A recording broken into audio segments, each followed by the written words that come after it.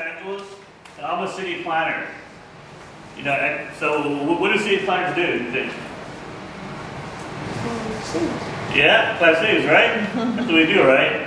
So we put your house, the school, the store, the street, the tree, the park, where it belongs. Otherwise, it'd be all chaos, right? If we didn't plan it. So my job is to plan cities so they can work for you. So you can go to school, you can go to the park, you can go to your friend's house, and not have any trouble. But the whole idea of city planning is city planning comes from your ideas and how you want to shape the city. So for the next 20 minutes, you're going to have my job, and you're going to build your ideal city with the construction paper and the materials on the table. You're going to tell us, look at the table and find stuff to build with. So you're going to build your city. What would that look like? Would it be something that, it could be a place you'd like, it could be a place you'd like to go to, it could be your house, it could be your neighborhood, it could be your school, it could be anything you want it to be. But you have to build it, you can build it with all the materials on the table right here. So once this table get up, and get your materials, okay?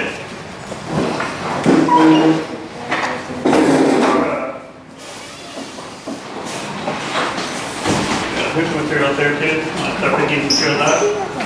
Here you go. Yeah. Up there. Here also. You guys can get stuff there too? You guys can get materials? You said you can go get some materials? Yeah.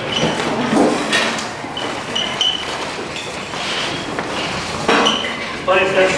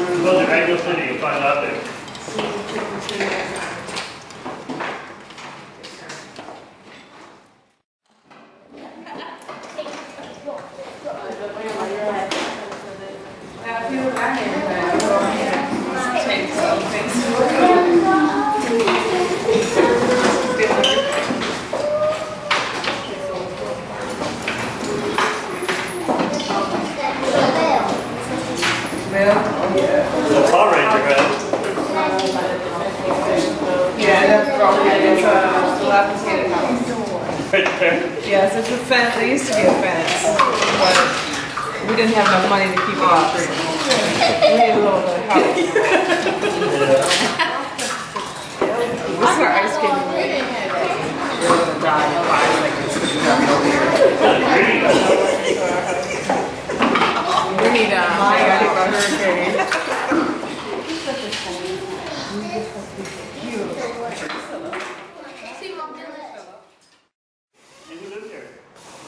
Castle. There's an angel right there. You have Bunny, you have Rojas. I'm Kendall. Okay, what's your name? Aquarius. Huh? Aquarius. Aquarius. Aquarius is a castle. Thank you. Okay, next castle for Angel City. Your name? My first name is Jennifer. This is the nature trail. So there's nature trail. Nature. Okay. Yeah. Recreation, this is like ice skating rink, that sort of thing. Sculptures. Where's our sculpture? I don't know, sculptures. This is the business community part of it. This is the living area. Okay. And the living area also has to have nature in it. Okay. Let's start for nature trails. Nature in the city. Now I'm going to cover your city. Brandon, tell me about your cover. Yeah, Brandon, tell us about yours. Yeah? I don't know what's that. Okay. The next tower, thank you, Brandon. Nice. The next council about your ideal place? My name is Shantoya, and this is a zoo. A zoo, okay. This is a panda. Panda. This is a monkey. This is a snake. These are trees. Okay, let's hear for the zoo in the city. Nice. Yes. Yeah, tell us about your place. It was a hotel. Okay. Earthquake came through, shook it all. But yeah. Well, a beautiful hotel. Let's hear for the hotel in the city. It's nice. Thank you. Next, tell us the name. I don't even know what this is. Beautiful, whatever it is. Tell us what it is. It's a forest. The forest? This is my house, you guys. It's your house? Okay, your house. No, so when you your house? Okay, what's your name? Let's hear for Sabrina's house. Nice. Okay, next, tell us your name. Tell us about your place. It's my village. Your village? Talk about your village. This is my disco room. Disco room, okay. My palace. This is my football trophy. This is where I stay at. We got my sheriff's office and my other little miniature house. And this is my desert. I got my rock, my snake, a little water. See the water? Oh, yeah. A frog, my ants, my camel, and I got cat water. Okay, that's it for your village. Nice, thank you. Okay, next, tell us about your place. My name is Gilliam, and this is the place in China. In China? Yeah. Let's hear for Chinatown. Nice. Next, tell us about your tower. Your name? My name is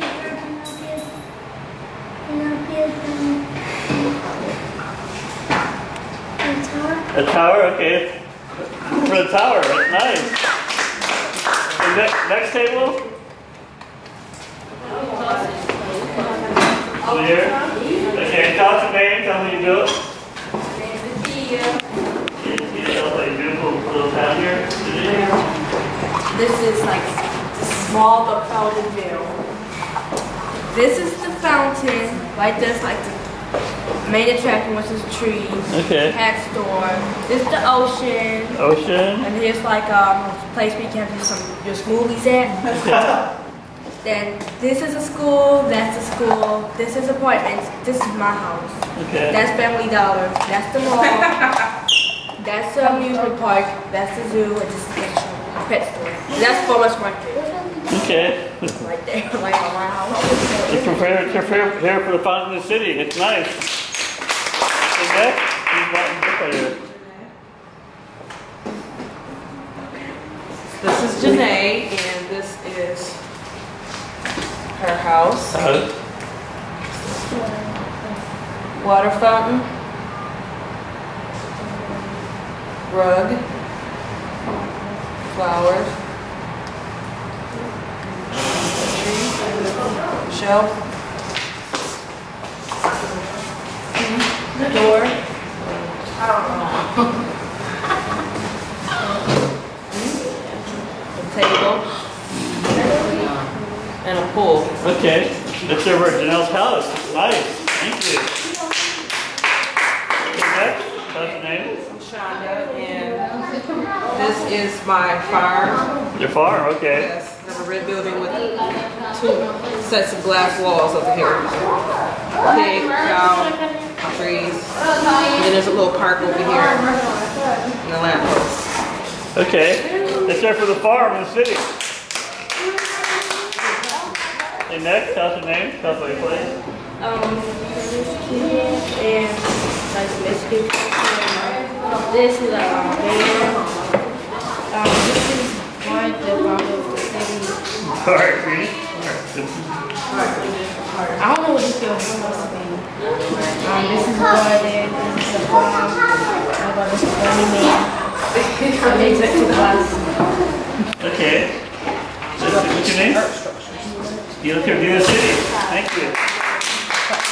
Next, tell us about your school. Tell us about your school. Janaya. What's this?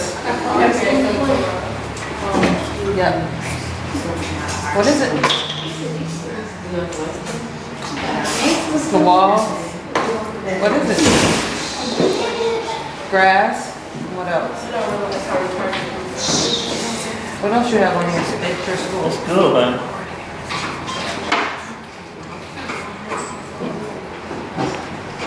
And the bell. Is that all you want to say? Okay, let's hear it for your school. That's nice. So we get everybody? That was great. A lot of good ideas, right? A lot of interesting different perspectives on the city. So any ideas or comments? You guys are very, very creative. So what the next step's going to be, since you all live in Flint, I want you, each table, to build their ideal Flint now. Like, how would you reimagine Flint? Making panels. And you can share all your ideas together and build your ideal Flint. That's funny. So it'd go on both sides. Just How long you think that'll last? We're testing out. It's just kind of, You're gonna put something under the open part, or that's it right there? No, the whole post. We put another, oh, okay. all right.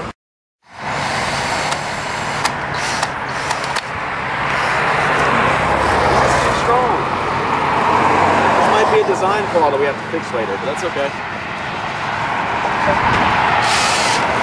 Hello.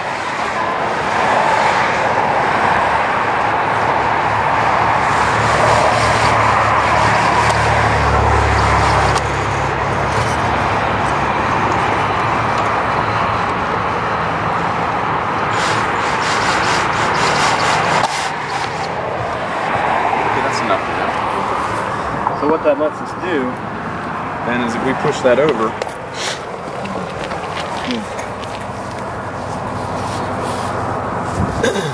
oh wow, we totally missed with that hole. We did. Oh, we missed so big time. Can't even see it. We're gonna have to take some putty and fill that. Yeah, that sucks. That's okay. We learn. You know, this is why we might be able to. Fix that. Hang on just 1 second. Hang on just 1 second. So put the bit in, and then you're gonna put one there and go back to that way.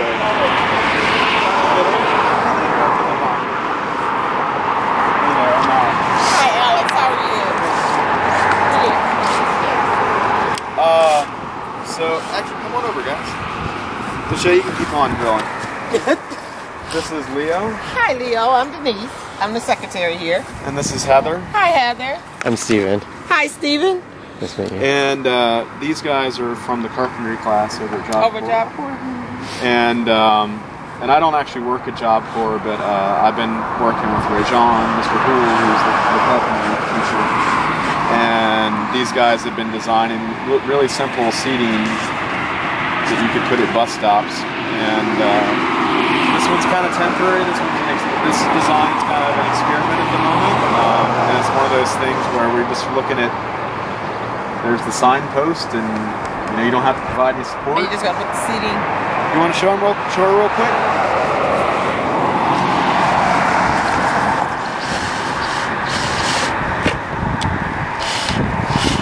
And they designed this? Yes, ma'am. All right. Built it. Okay. So there'll be one on both sides, and this one. Take the load off. You get like 12 or 13 of them out here. I hear you've been having some issues with that. Oh, yesterday it was just crazy. Was it bad? It was crazy. Because of the bus not Two showing up? guys jumped on a girl. Oh no. Oh man. They were all just, Yesterday? yeah. That's crazy. It is. You know. Well, do you guys? So anyway, this is. Gotta be. I'm gonna have Ray John to come on and talk to you. I'm actually going out of town, but you guys enjoy doing this, right? But they're, you know what? They'll come over and work with you, and if it doesn't work out, Oh, that's fine. That's even better. Because at least they'll be there we're hoping to to get move him them off out the of, yeah. steps. Because they be standing right here at the door, which we don't have a problem when it's raining, until they get loud, and sometimes I have to open up the door and say, did I hear those words coming out of your mouth? You know, you're going to Job Corps, you're trying to learn something, and I told a bunch of them out here one day, if I was a potential employee, would you want me to hear you say, or acting the way you're acting? So regardless of if you're in class or if you're not in class, you have to always represent yourself, because you never know what a potential Absolutely. you know, employer looks like. So. Absolutely. Well, thank you so much, Denise. Oh, you're quite welcome. Rayjon's going to come over and talk to y'all at some point. He's super nice and super straightforward and is excited about this and would love to make it work. But that's a great idea, and it's good to see you guys putting some skills to work there. They want to do a bunch of stuff. Well, hey, if MTA doesn't have a problem, I don't see why the city should. Exactly. You know, it's helping their constituents to ride their bus. I mean, you know, even though you don't have one of those over there, at least it's a convenience. Absolutely. Yeah. And so Deshay and Heather are actually going to go present it to the mayor tonight. Oh, wow. Okay. That'll work. And then their other teammates in class have designed about 2 or 3 other different types that look totally different. Oh, okay. So Okay. maybe you can come over sometime and have a look. Yeah. Okay. Thanks so much. Denise. Bye-bye.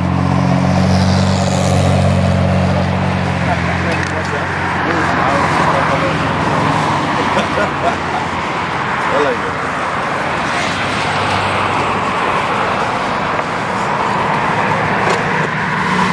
All right, so now we can screw that other piece back on, right? Yep. You're not cold? I am cold. I'm fine. I always shake my arms like this. Okay. That's good. That gets your girl.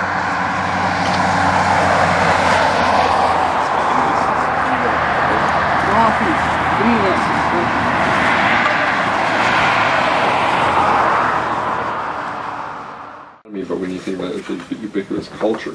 You have to use the cultures that are available and get them to work together too. And I really like to find that idea to the word, you know, ubiquitous cultures are going to be a concept, and I think that's a really, really, really important and good idea. I like that. So what do you need? Do you guys need anything from me, or can I go back to cutting metal?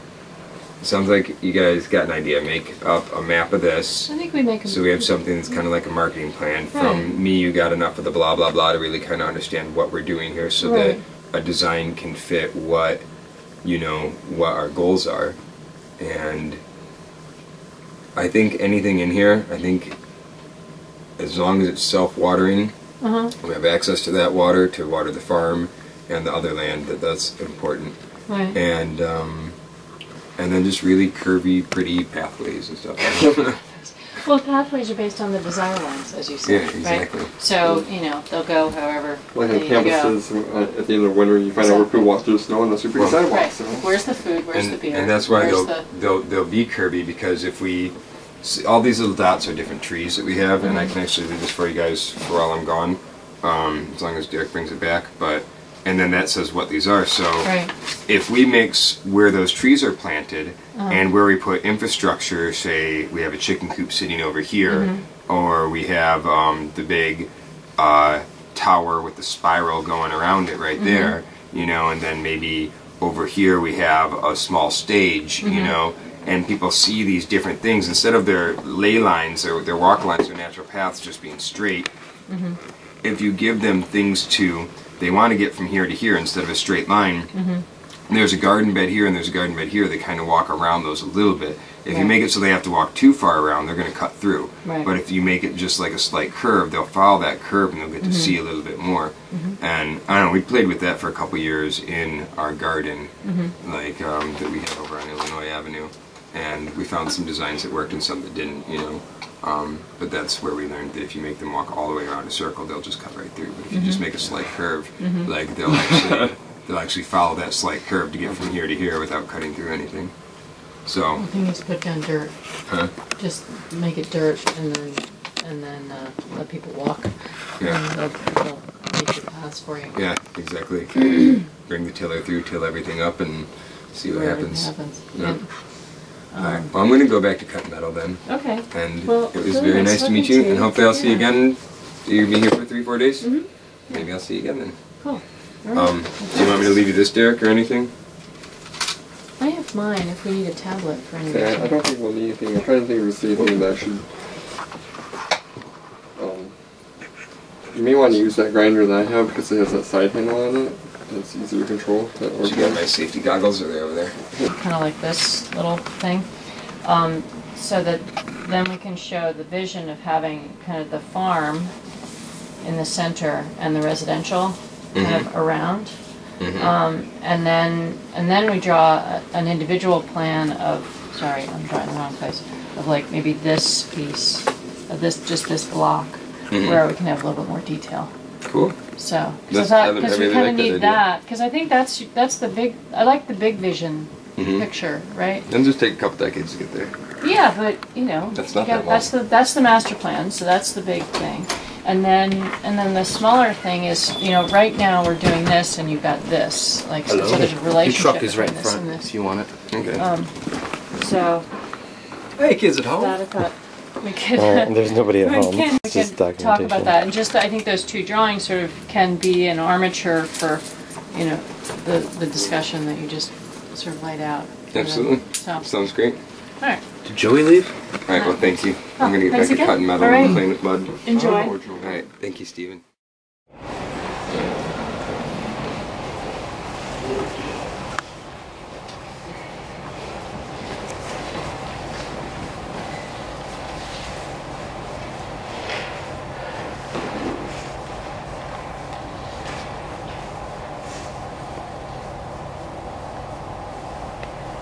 Unified sisters, young ladies of respect, self-respect, and unity.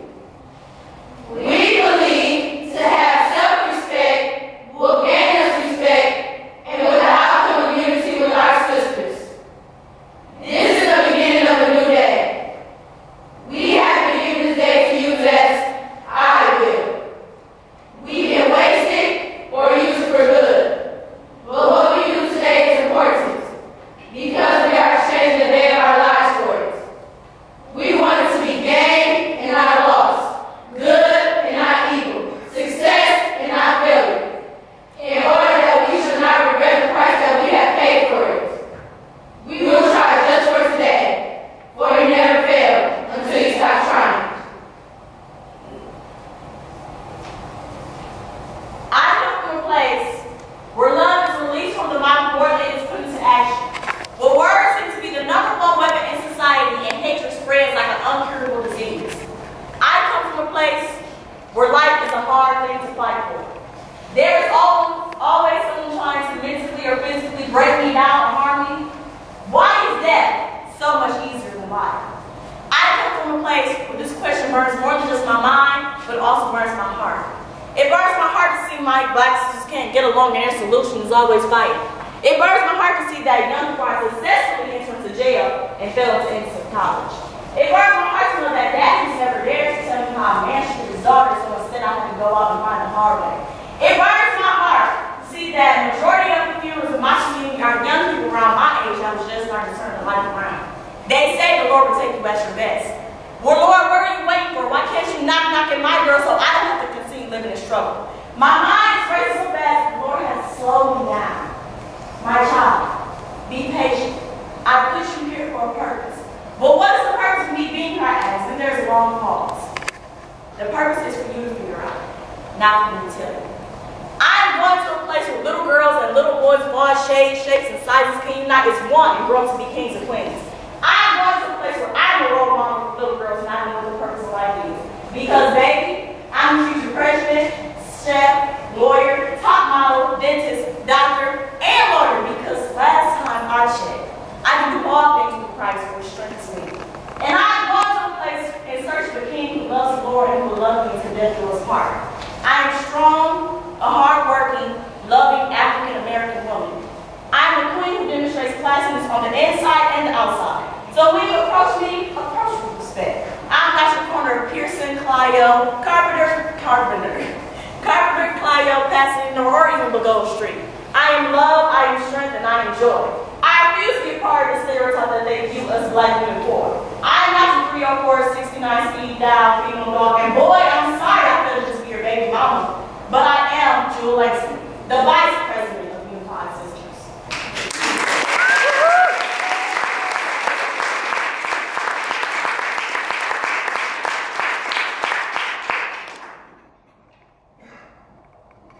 Just call them up and tell them what you want.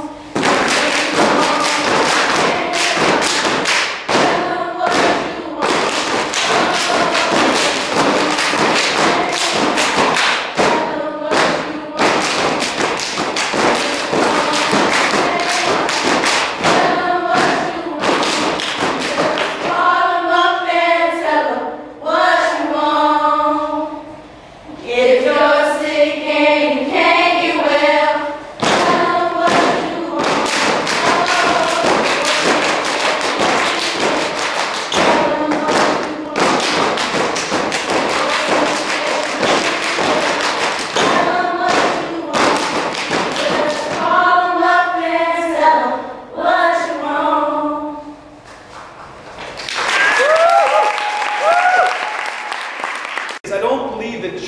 that youth, that young adults can single-handedly make our cities better.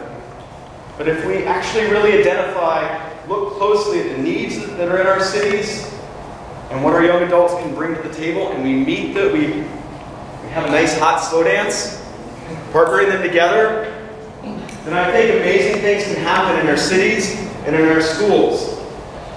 And so 2 areas where I think young adults can actually have a huge impact in our cities. One is actually putting them at the forefront of gathering the data, even making the sensors to gather the data that actually helps substantiate change in our schools, in our blocks, in our housing.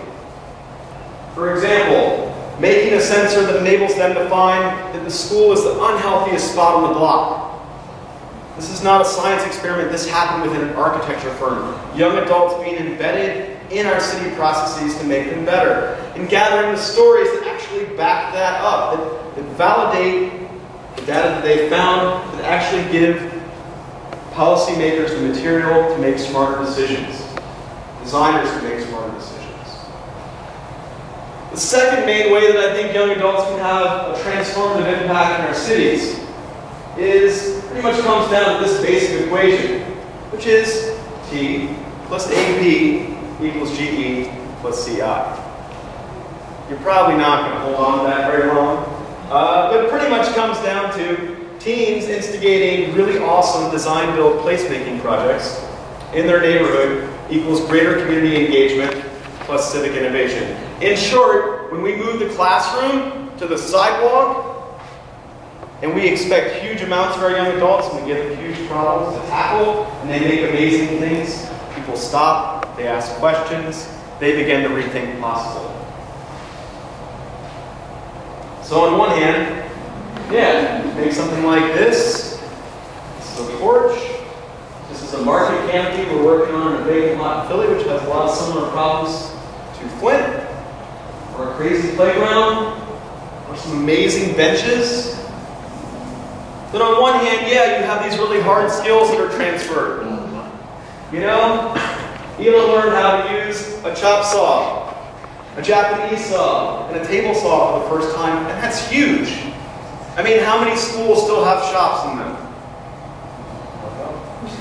Not a lot. On the other hand, because you're on the sidewalk, you have people coming up to young adults and saying, "Nice job," and "What are you doing?" And that closes the feedback loop that all of a sudden in a very short period of time. In fact, it can even be college students or even older designers. They actually begin to see the actual incredible power that they can have. At the same time, the action of Tyler and John and Jose draws people in, gets people asking questions. What are you doing? That provides an opportunity to have a conversation and to authentically get people to start talking about possibilities, needs, issues. So these little design projects act as these actual way of starting conversations. In fact, I like to think about them as conversations where, yeah, you're beautifying the neighborhood, but really often it's about stimulating engagement. We thought, well, what's next? So we thought of planting an orchard. So now we put a plant in an orchard with about 42 fruit trees and a yard and a large number of grapes and other berries that we've since done. We're trying to set up a way that's socially conscious and also very sustainable. We're trying to make everything we do take as little work as possible, yet give us the quality of life that we also want. Right here is a picture of our orchard in its early stages. We just planted it and it doesn't look very much right now, but in the future these trees will grow to be very harvestable fruit trees and very harvestable other vegetables. We have a garden as well with vegetables in it. But it'll grow to provide the local community with food and also aesthetic appeal. Here's another picture of it that's on a larger scale. What we have around the perimeter is trellising just made out of branches from the trees that we cut down. We used our tractor to drill a bunch of holes in the soil. We're trying to place the trees in a random pattern because we read they pollinate each other. We're just going off of other people's ideas as well. We're trying to learn from other people and the mistakes we make, we're trying to make published so that other people don't make the same mistakes. There's this new way of handling problems that involves a lot of sharing of information. Thanks to things like the internet, we're able to do that. It's called open source. That's the idea behind things that you don't keep for yourself. We're trying to solve problems, not profit from them. There are a lot of, we're definitely not the first people who are going to be doing this. There's a lot of small pockets of individuals across the United States and the world that are doing similar things. Another big word for what we're doing is called permaculture.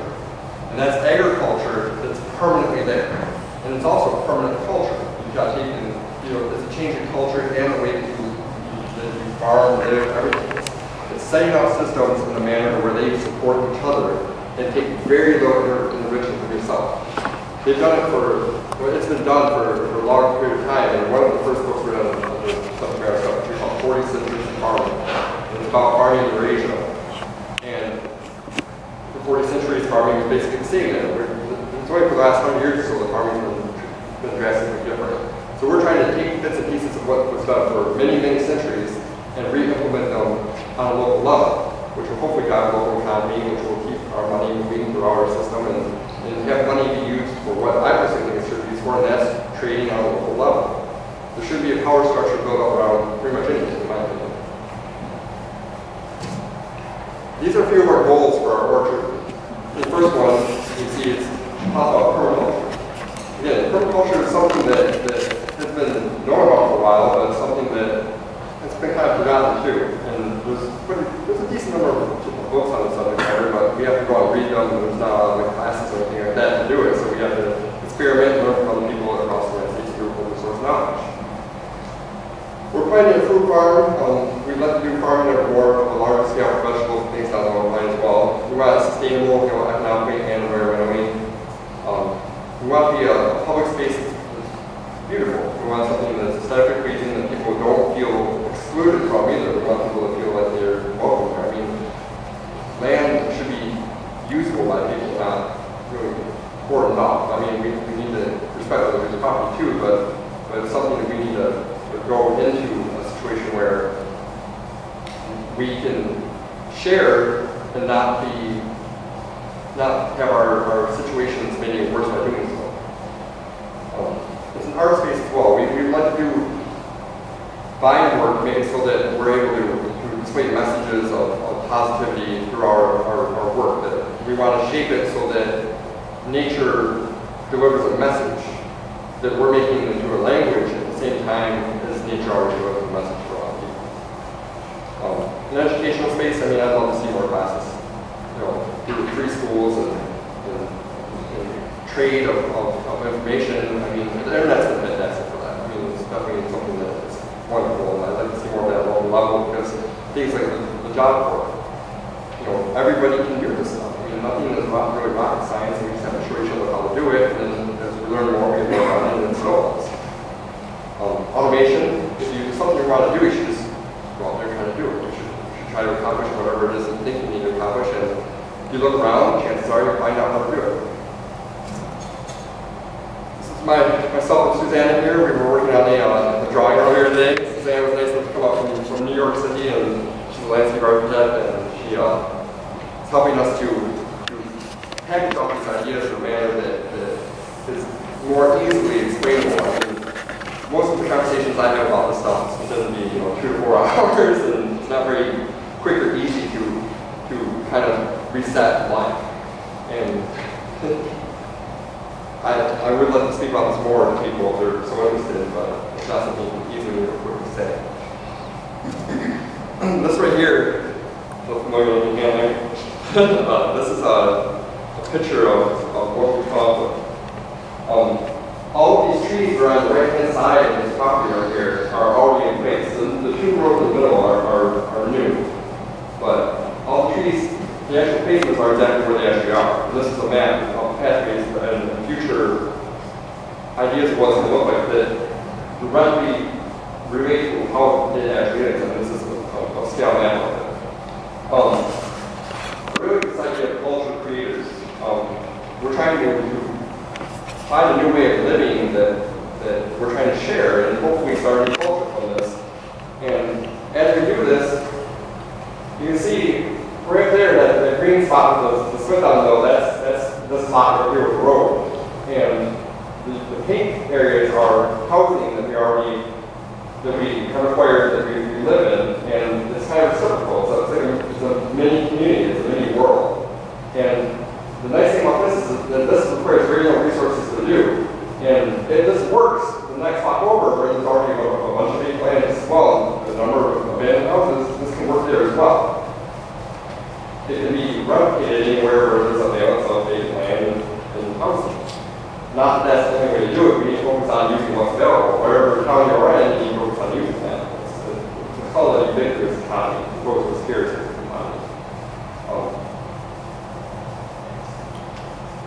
We have a lot of plans. One of them, like this right here, we let go of a water tower of some sort here. This one on the side with some sort of a windmill power. I mean, this is a very old idea. If you go out to nature surveys or in Walmart, all the places see these windmills used to pump wells. I mean, people were using free wind energy to do what they needed to do for hundreds of years. You know, we can still do this. There's no reason we can't. So if we have a well or some sort of anything needs to be done, you just put up a windmill. So why don't we even use old technology for that? We're using technology that's appropriate for appropriate technology.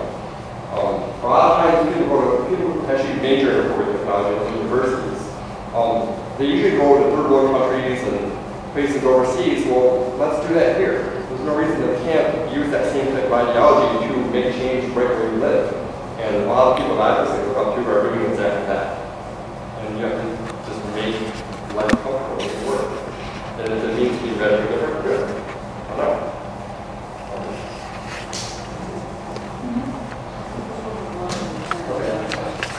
There's the local program there.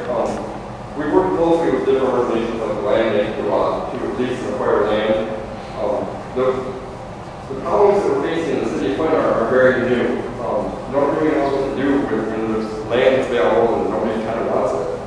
So all the old legislation that's in place doesn't really work in this new situation. It makes it very difficult to change or adapt land. And people like Mr. Gilliam, you're speaking, are trying to make changes to that. I hope they're successful, and I hope that they keep people in the conversation that want to do things that are dramatically different, and that they make adequate changes for us to be able to do this more easily. This is just a small example of what we want to do, and if you're interested in anything like this, there's a website called IC.org, and it stands for Intentional Communities. And it's a list of all the intentional communities around the world, and you can look on there and see who's doing what. They vary greatly. They vary from ecological center to religious center to just people that have a co-op house, and all over the place.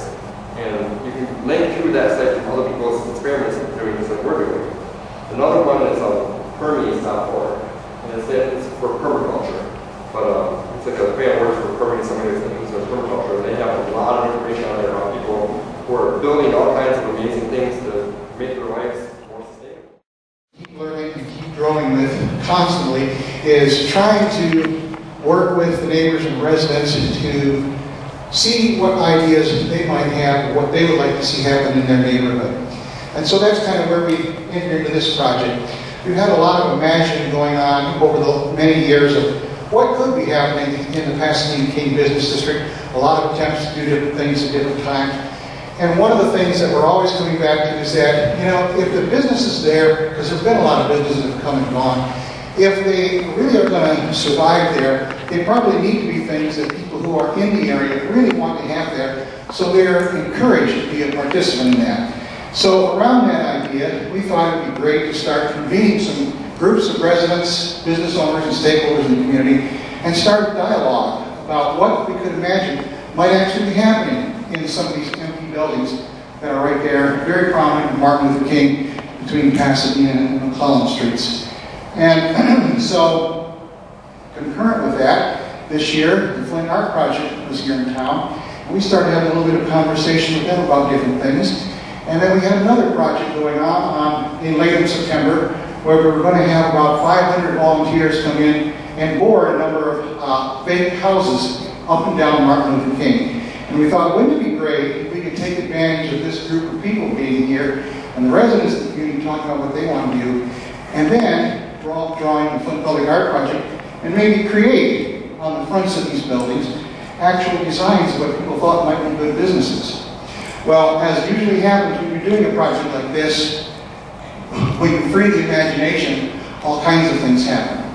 And one of the things that came out with is that there were a lot of people that thought it would be a good idea to actually draw those kinds of pictures right on the building. Other people said, why don't we do more artistic representations of what they might be, and not the actual buildings?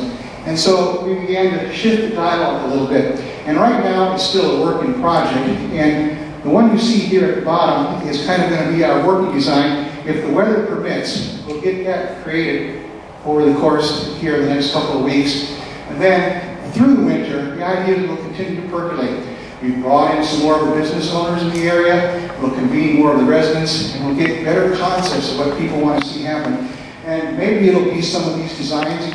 Maybe they'll change it a little bit, but this at least is going to be the start. So it's an ongoing project, but it's one of the things that is actively pulling people together from the community to sit down and talk about what they really think would be helpful for their neighborhoods. The other thing that Salem is doing right now that we think is going to be a tie-in to this project is we're actively involved in the City of Flint's master planning process. And the steering committee has a number of subcommittees, advisory groups, and one of those advisory groups is actually meeting in our building. So we're hoping that some of these kinds of ideas will help capture their imagination. We also are going to hopefully have one of the interactive sites where people can come and put in their own ideas to what's happening with the city master plan. The important thing for us in engaging the community is that we've got a lot of big open spaces happening in our area. We have some that are planned. Max Brandon Park, just a couple of blocks away. Always exciting things happening there, and we have a group that's working solidly that is formed to help make that happen. On that day that we all got together, that Sunday morning, we had 500 volunteers.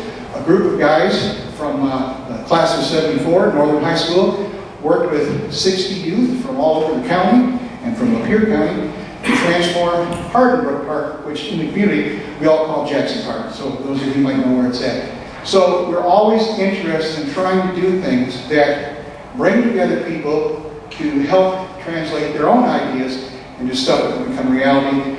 And this engagement process here with the art project is really something that has got creative juices bubbling and boiling.